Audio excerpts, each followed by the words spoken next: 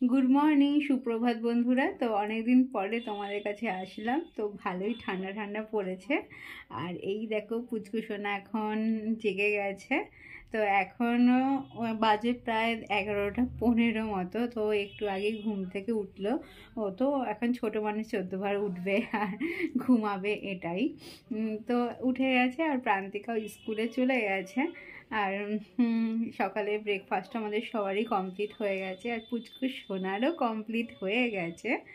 আর তোমাদের কাছে অবশ্যই তাড়াতাড়ি সব ব্লগ ভিডিও অবশ্যই শেয়ার করব, আসবো তাড়াতাড়ি। পুচকু সোনা যেহেতু অনেক ছোট, এর জন্য প্রত্যেক দিন সম্ভব হয়ে উঠবে না যে প্রত্যেকদিন ব্লগ ভিডিও দেওয়ার জন্য। আর এতদিন ধরে তো খুবই অসুস্থ ছিলাম, তো এখন আগের থেকে একটু সুস্থ হয়েছি। তো চলো সাথে থাকো তাহলে। হ্যালো বন্ধুরা, এখন হয়ে গেছে রাত্রেবেলা। তো রাত্রেবেলা ডিনার কমপ্লিট করে নিচের ঘরে চলে এসেছি।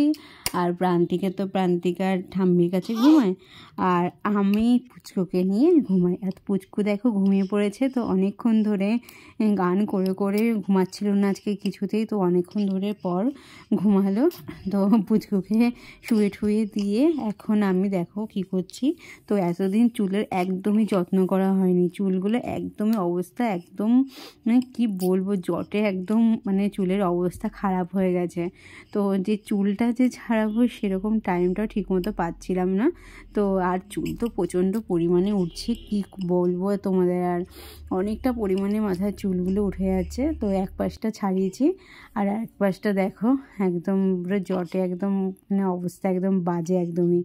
তো মাথায় তেল দিয়েছি, তো তেল দিয়ে এবার জটগুলোকে ছাড়িয়ে নেব।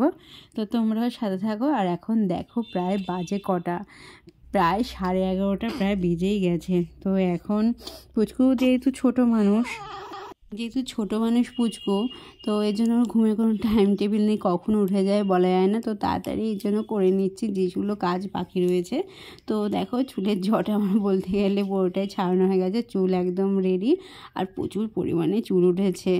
আর জানি না, অনেক দিন ধরে মাথার চুলগুলো প্রচণ্ড পরিমাণে উঠছে। তো শাশুড়ি মাকে বলার পর অনেকটাই চুলটা কেটে নিয়েছে, আবার চুল দেখো সেই লম্বা হয়ে গেছে।